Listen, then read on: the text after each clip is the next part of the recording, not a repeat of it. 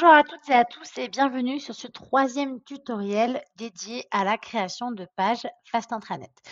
Donc aujourd'hui, nous allons voir comment ajouter et paramétrer un widget. Donc tout d'abord, je vais venir créer ma zone, via le système de je clique et je glisse.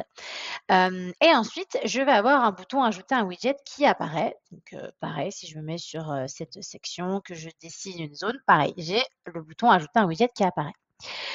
Ensuite, je vais cliquer sur ajouter un widget et je vais avoir toute une liste de widgets disponibles. Donc moi, là, sur cette démo, j'ai toutes les applications qui sont activées sur ma plateforme.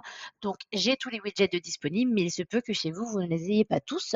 C'est le cas par exemple de l'application Enquête. Le widget Enquête va dépendre de l'installation et de l'activation de cette application. Donc si jamais elle n'est pas activée chez vous, vous n'aurez pas accès à ce widget. Donc, ce que je vous propose dans ce tutoriel, c'est de voir 2 ou 3 exemples de widgets. Donc, on va commencer avec le widget calendrier qui est, on va dire un classique. Donc, quand je clique dessus, vous voyez sur la droite, j'ai ma fenêtre de paramétrage qui arrive à droite. Mais admettons que mon widget se situe ici sur ma grille. Si je veux voir un peu ce que je fais, je vais aller déplacer ma fenêtre de paramétrage. Donc là, je vais me remettre à droite parce que c'est plus simple. Et aussi, vous voyez ici, j'ai 3 onglets. Par défaut, à chaque fois, j'arrive dans l'onglet Réglages. Donc, ça va vraiment être pour les réglages du widget en lui-même. Donc ici, j'ai pas grand-chose à régler. Je vais simplement aller régler l'affichage. Si je veux afficher une liste de tous les prochains événements, en gros, ou bien si je veux ajouter à chaque fois les événements du jour.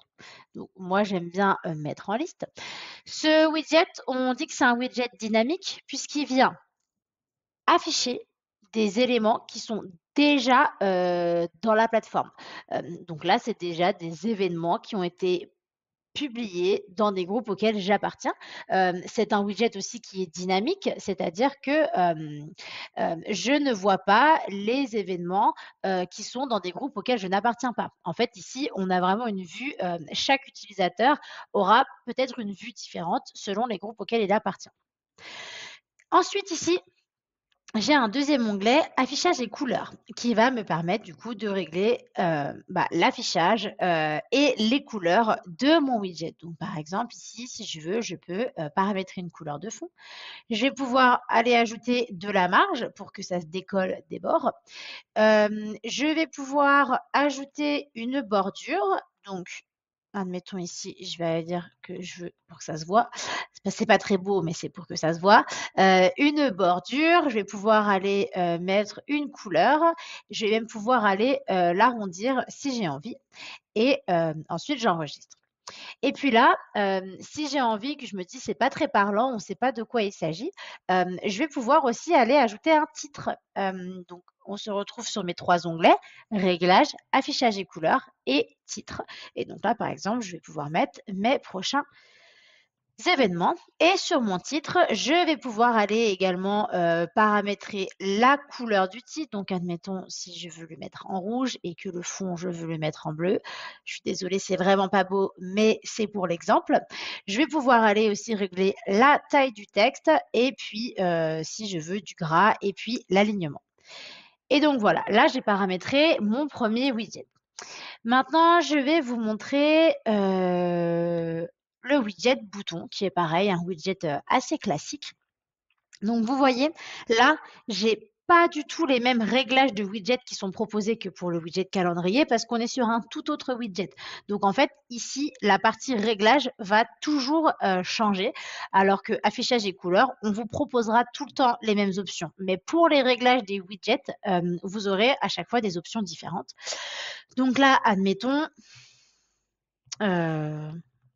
voir la page RH, j'ai pas trop d'autres inspirations.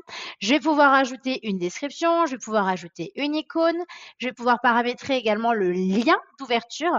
Donc c'est-à-dire soit je mets vraiment un lien derrière et du coup, ça m'envoie vers une autre page, mais je vais pouvoir également, mettre une encre. Donc une encre, ça veut dire que quand je clique sur ce bouton, ça m'emmène ailleurs dans la page ou ailleurs sur une autre page, mais on est bien à chaque fois que sur des pages Fast Intranet.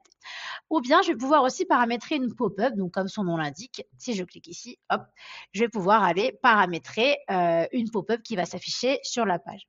Donc hop, je reviens ici. Donc là, admettons, je mettrai un lien. Et puis là, j'ai encore plein d'options par rapport à mon bouton. Si déjà je veux que la couleur prenne toute la place, si je veux, admettons, que les bords soient arrondis, la couleur du bouton, la taille du texte, etc., etc. Et je retrouve du coup encore ces deux onglets, mais disons que pour le bouton, c'est pas pertinent. Je vais pas aller mettre un titre et je vais pas non plus aller régler les couleurs parce que j'ai déjà, une couleur, de bouton. Voilà et troisième exemple, le flux de groupe. Je pense que c'est intéressant de présenter dans ce tutoriel, voire même le flux de groupe filtré, un des 2. Tout simplement flux de groupe filtré. Le flux de groupe va vous permettre d'intégrer le flux d'un groupe comme son nom l'indique. Donc admettons, moi je vais aller choisir le groupe veille stratégique. Et vous voyez, dans les réglages, j'ai rien d'autre que le fait de pouvoir afficher le flux du groupe. Alors que si je passe sur un flux de groupe filtré, je vais pouvoir aller filtrer les éléments que je veux afficher de ce groupe. Donc, admettons, hop, je retourne mettre le groupe, hop. Et ensuite, par défaut, lui, il me dit, je vais te mettre les articles. Mais moi, si j'ai envie qu'il me filtre à chaque fois que sur les événements, euh, hop, alors les événements, ah oui, ils sont là, hop, bah, je vais pouvoir l'avoir. Donc en fait, voilà, ça, on est sur un flux de groupe filtré. Donc c'est aussi intéressant quand vous voulez, par exemple, sur une page d'accueil, afficher les derniers articles qui sont parus dans le groupe d'actualité générale. Et puis de l'autre côté, vous voulez filtrer sur les derniers événements de l'actualité générale, et ben vous allez utiliser des groupes filtrés, un filtré sur article, l'autre filtré sur événement. Parce que je rappelle, on a vu les réglages du calendrier. Calendrier, ça m'affiche tous mes événements à moi, utilisateur, de tous mes groupes confondus. Alors que si je passe sur un flux de groupes filtré, ce sera vraiment que les événements d'un groupe. Voilà, eh bien écoutez, c'est la fin de ce tutoriel sur la création et l'ajout de widgets. À bientôt!